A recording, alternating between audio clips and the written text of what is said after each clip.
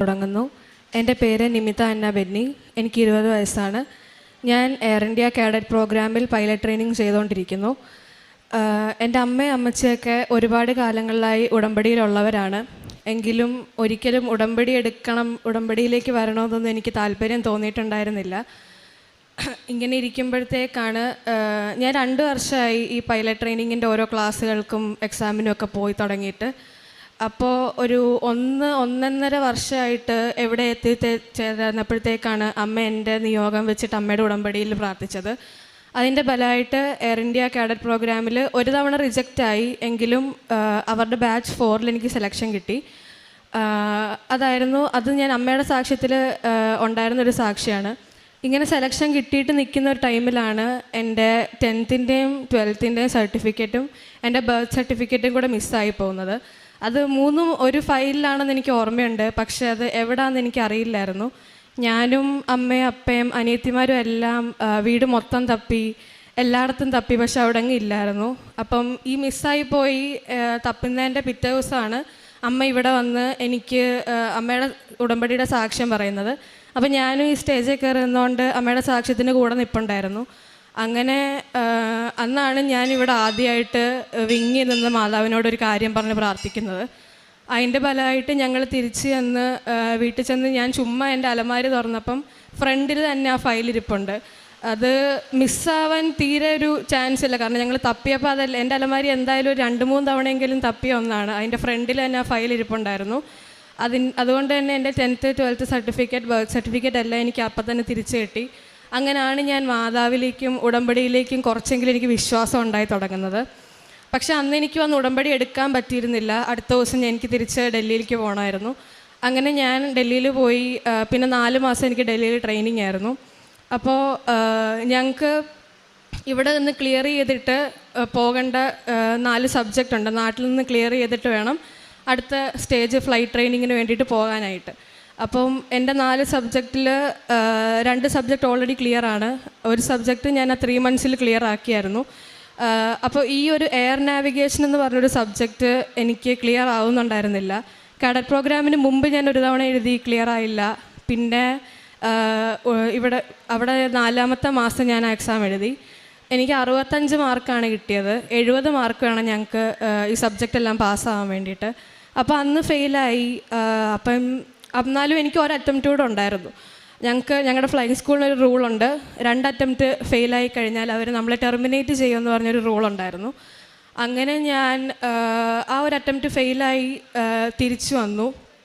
അന്ന് ഞങ്ങളുടെ 4 മാസത്തെ ട്രെയിനിങ് കഴിഞ്ഞ് ഞാൻ തിരിച്ച് നാട്ടിൽ വന്നു. അപ്പോൾ നാട്ടിൽ വന്നപ്പോൾ എൻ്റെ അമ്മ പറഞ്ഞു, നീ പോയി ഉടമ്പടി എടുക്ക്, ഇനി എന്തായാലും ഉടമ്പടി എടുത്ത് പ്രാർത്ഥിക്കുക, അമ്മ നടത്തി തരുമെന്ന് പറഞ്ഞ് ഞാനിവിടെ ഒന്ന് ഉടമ്പടി എടുത്തു. ഉടമ്പടി ക്ലാസ് കഴിയുമ്പോഴും എന്നെക്കൊണ്ട് ഇത് പറ്റുമോ എന്നുള്ളൊരു സംശയമായിരുന്നു മൊത്തം. ചെയ്യാൻ പറ്റുമോ, ഉടമ്പടി ജീവിതമൊക്കെ ശരിക്കും നയിക്കാൻ പറ്റുമോ എന്നൊക്കെയുള്ള സംശയമായിരുന്നു എൻ്റെ മനസ്സിൽ മൊത്തം. എങ്കിലും ഉടമ്പടി ജീവിതം ഞാൻ മുന്നോട്ട് കൊണ്ടുപോയി. 2ാമത്തെ മാസമാണ് എൻ്റെ കൂൾ ഓഫ് പീരീഡ് കഴിഞ്ഞിട്ട് എനിക്ക് ആ എക്സാം ഒന്നുകൂടെ എഴുതാൻ പറ്റുന്നത്. അപ്പം ഇതെൻ്റെ 2ാമത്തെ അറ്റംപ്റ്റാണ്, അതായത് ലാസ്റ്റ് അറ്റംപ്റ്റ്. ഈ പരീക്ഷയ്ക്ക് മുമ്പ് ഞാൻ ഡൽഹിയിൽ വരുന്നതിന് മുമ്പ് ഞങ്ങളുടെ ഫസ്റ്റ് ഇൻസ്റ്റാൾമെൻറ്റ് ഫ്ലൈയിങ് സ്കൂളിന് ഒരു 23 ലക്ഷം രൂപ ഫ്ലൈയിങ് സ്കൂളിൻ്റെ ഫസ്റ്റ് ഇൻസ്റ്റാൾമെൻറ്റ് അടച്ചിട്ട് നിൽക്കുകയാണ്. അപ്പോൾ ഈ സെക്കൻഡ് അറ്റംപ്റ്റ് ഞാൻ എഴുതുന്നത് ഉടമ്പടിയിൽ നിൽക്കുന്ന 2ാമത്തെ മാസമാണ്. അപ്പോൾ അന്ന് എഴുതിയിട്ട് എനിക്ക് മനസ്സിലുണ്ട്, പഠിച്ചിട്ടാണല്ലോ എഴുതുന്നത്, എന്തായാലും നന്നായിട്ട് വർക്ക് ചെയ്തിട്ടുണ്ട്, ഉടമ്പടി എടുത്തിട്ടുണ്ട്, എന്തായാലും പാസ്സാവും എന്നുള്ള രീതിക്ക് ഞാൻ പോയി എക്സാം എഴുതി. അപ്പോൾ എനിക്ക് റിസൾട്ട് വന്നപ്പോൾ 64 മാർക്കാണ്. നേരത്തെ കിട്ടിയതിനേക്കാൾ 1 മാർക്ക് കൂടെ കുറഞ്ഞു. അപ്പോഴാണ് എനിക്ക് നോട്ട് ബൈ മെറിറ്റ് എന്നുള്ളതിൻ്റെ ശരിക്കത്തെ മീനിങ് ബോധ്യമായത്. അന്ന് തൊട്ട് ഞാൻ ഇങ്ങനെ നിൽക്കുകയാണ്. അപ്പോൾ എനിക്കറിയില്ല, ടെർമിനേറ്റ് ആവാൻ നല്ല ചാൻസ് ഉണ്ട്. അപ്പോൾ ഇങ്ങനെ ഇതിന് മുമ്പത്തെ ബാച്ചിലുള്ള ആൾക്കാർ ഈ 2 അറ്റംപ്റ്റ് ഫെയിലായിട്ട് ടെർമിനേഷൻ കോൺട്രാക്റ്റ് സൈൻ ചെയ്ത് നിൽക്കുന്ന ആൾക്കാരുണ്ട്.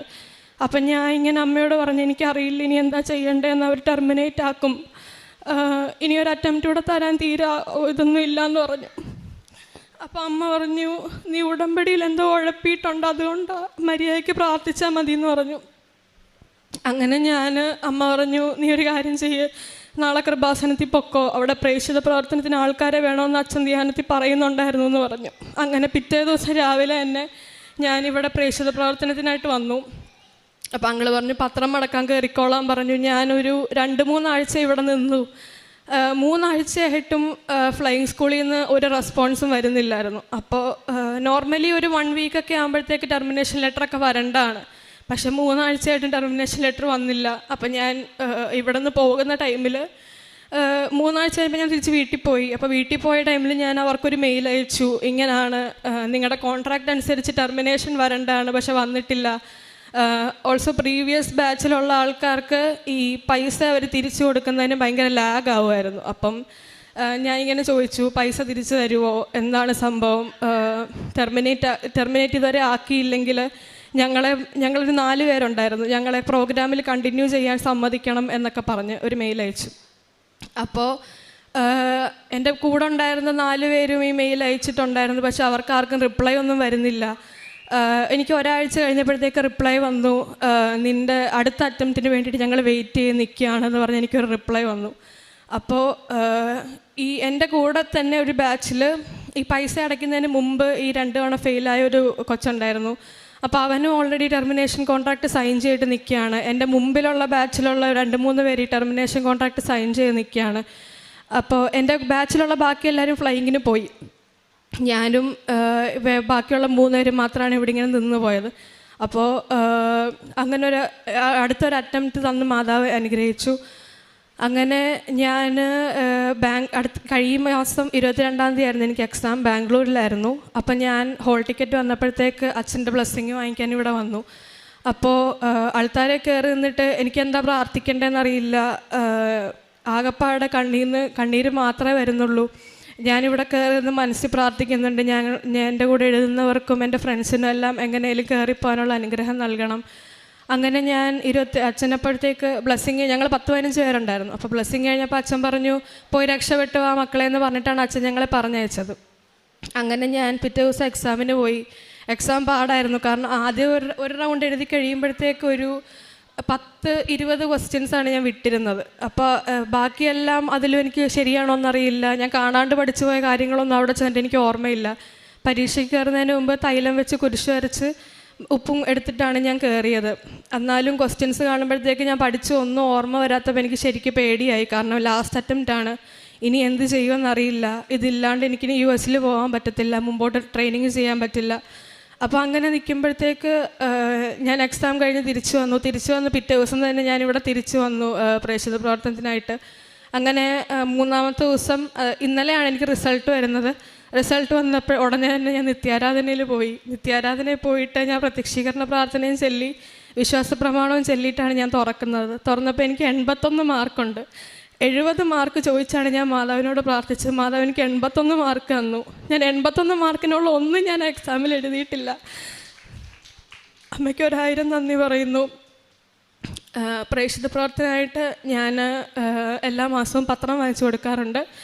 കഴിഞ്ഞ തവണയാണ് ഞാൻ ആദ്യമായിട്ട് ഉടമ്പടി എടുത്തിട്ട് പുറത്ത് പോകുന്നത്. അങ്ങനെ പുറത്ത് പോയപ്പോഴത്തേക്ക് ഞാൻ ഇംഗ്ലീഷ് പത്രം വാങ്ങിച്ചിട്ടാണ് പോയത്. ഞാൻ എയർപോർട്ടിലും ഫ്ലൈറ്റിലും എല്ലാവർക്കും പത്രമൊക്കെ കൊടുത്ത് ഇങ്ങനെ പ്രാർത്ഥിച്ചു. പിന്നെ പറഞ്ഞു, നമുക്കൊരു മാതാവുണ്ട്, നിങ്ങൾ പത്രം വായിക്കണം, പറ്റുമെങ്കിൽ ചെല്ലണം അവിടെ എന്നൊക്കെ പറഞ്ഞു. പിന്നെ ഇവിടുത്തെ പ്രേക്ഷിത പ്രവർത്തനം കാരുണ്യ പ്രവർത്തനമായിട്ട് ഞങ്ങളുടെ ഇടവകയിൽ തന്നെ ഒരു കൊച്ചു ഗ്രൂപ്പുണ്ട് കൃപാസനത്തിൻ്റെ. അപ്പം അതിൽ ഇങ്ങനെ എല്ലാ ആഴ്ചയും എവിടെയെങ്കിലുമൊക്കെ അനാഥാലയങ്ങളിലോ വൃദ്ധസദനങ്ങളിലോ ഒക്കെ കൊണ്ട് ഫുഡ് കൊടുക്കുന്ന ഒരു ചെറിയൊരു ഗ്രൂപ്പുണ്ട്. അപ്പോൾ അതിൽ ഞാൻ പങ്കാളിയാണ്. ഞാൻ എല്ലാ ആഴ്ചയും അവരുടെ കൂടെ പോവുകയും ഫുഡ് കൊടുക്കുകയൊക്കെ ചെയ്യും. അല്ലാണ്ട് ഞങ്ങളുടെ സ്പെഷ്യലി ഏബിൾഡ് ആയിട്ടുള്ള അവിടെ സിസ്റ്റേഴ്സിൻ്റെ ഒരു ഭവനമുണ്ട്. അപ്പോൾ അവിടെ പോയി ടൈം സ്പെൻഡ് ചെയ്യുകയും അവരോടൊപ്പം ഇരിക്കുകയും വർത്തമാനം പറയുകയൊക്കെ ചെയ്യും. ആത്മീയമായുള്ള വളർച്ചയെന്ന് പറയുമ്പം എനിക്ക് കത്തോലിക്ക സഭയിൽ ഉണ്ടായിരുന്നാണെങ്കിലും എനിക്ക് ഉടമ്പടിയൊക്കെ അമ്മ എടുത്തു കഴിഞ്ഞാൽ അമ്മയൊക്കെ എന്നും കുർബാനയ്ക്ക് പോകും. അപ്പം എന്നെയും വിളിച്ചുകൊണ്ടൊക്കെ പോകും. പക്ഷേ എന്നും കുർബാനയ്ക്ക് പോവും, കുടുംബ പ്രാർത്ഥന ഇരിക്കുമെന്നൊക്കെ പറഞ്ഞാലും എനിക്ക് ആ ഒരു ഇമോഷനോ ഒന്നും ഇല്ലായിരുന്നു. അപ്പം ഉടമ്പടി എടുത്തു കഴിഞ്ഞ പിന്നാണ് ഞാൻ ശരിക്കും ആത്മീയത എനിക്ക് വളർന്നത്. ദൈവവചനം വായിക്കുന്നതിനും കുർബാനയ്ക്ക് പോകുന്നതിനും അച്ഛൻ്റെ ഉടമ്പടി ധ്യാനമൊക്കെ എനിക്ക് ഓർമ്മയുണ്ട്. ഞാൻ എടുത്ത ടൈമിൽ ഞാൻ 3-4 ദിവസമൊക്കെ കൂടിയിട്ടാണ് ആ ഒരു ധ്യാനം കൂടി തീർക്കുന്നതൊക്കെ. ഇപ്പം അങ്ങനെയൊന്നുമല്ല. ഇപ്പം ഉടമ്പടി ജീവിതം നയിക്കാനും കുർബാനയ്ക്ക് കൂടാനും കുമ്പസാരിക്കാനും ദൈവവചനം വായിക്കാനും ഒക്കെ നല്ല ഇൻട്രസ്റ്റ് ആണ്. ഇത്ര അനുഗ്രഹങ്ങൾ നൽകിയ അമ്മയ്ക്കും ദേവകുമാരനും ഒരായിരം നന്ദി. അപ്പം ഞാൻ ഈ ട്രെയിനിങ് ചെയ്തുകൊണ്ടിരുന്ന 4 മന്ത്സിലാണ്, അതായത് ഞങ്ങളുടെ 4 മന്ത്സിലാണ് അവർ ഈ നിയമം കൊണ്ടുവരുന്നത്, ഈ 2 അറ്റംപ്റ്റ് കഴിഞ്ഞാൽ ഫെയിലാകും എന്ന് പറഞ്ഞൊരു നിയമം. അപ്പം എന്തായാലും മുമ്പോട്ട് പറ്റില്ല, ഇതില്ലാണ്ട് ഒരിക്കലും മുമ്പോട്ട് പോകാൻ പറ്റില്ല എന്ന് പറഞ്ഞൊരവസ്ഥയാണ്. എൻ്റെ കൂടെ ഉള്ള എല്ലാവരും ഫ്ലൈങ്ങിന് പോയി. ഇനി മുമ്പിൽ ടെർമിനേഷൻ എന്ന് പറഞ്ഞുള്ളൊരു ഇതേ ഉള്ളൂ. ഞാനിവിടെ വരുന്നത് തന്നെ ടെർമിനേഷൻ ലെറ്റർ എക്സ്പെക്റ്റ് ചെയ്തുകൊണ്ടുള്ളൊരു കാലത്തിലാണ് ഞാനിവിടെ വരുന്നത് തന്നെ. ഇവിടെ വന്ന് മാധവന് മുമ്പ് ഇരിക്കുമ്പോഴും നിത്യാരാധനയെ പോയി ഇരിക്കുമ്പോഴും എനിക്ക് കരച്ചിൽ മാത്രമേ ഉള്ളൂ. എനിക്ക് എന്താ പ്രാർത്ഥിക്കേണ്ടതെന്ന് പോലും അറിയില്ല. ടെർമിനേഷൻ ലെറ്റർ വരരുത് എന്ന് പ്രാർത്ഥിച്ചാൽ അത് അപ്പോൾ പ്രാക്ടിക്കലായിട്ട് തോന്നാത്തൊരു കാര്യമായിരുന്നു. പിന്നാണ് അവർ ഒരു അറ്റംപ്റ്റൂടെ തന്ന് അനുഗ്രഹിച്ചത്. അപ്പം അത് മാതാവിൻ്റെ അനുഗ്രഹത്തോട് മാത്രമാണ് അങ്ങനെ ഒരു സംഭവം ഉണ്ടായത്. ഉടമ്പടി ജീവിതത്തിലുള്ള ഉടമ്പടിയിൽ വന്നതുകൊണ്ട് മാത്രമാണ് എനിക്ക് ആ ഒരു അനുഗ്രഹം കിട്ടിയതെന്ന് ഞാൻ വിശ്വസിക്കുന്നു. നിയമാവർത്തന പുസ്തകം 7-ാം അധ്യായം 7-ാം തിരുവചനം അരുളി ചെയ്യുന്നു,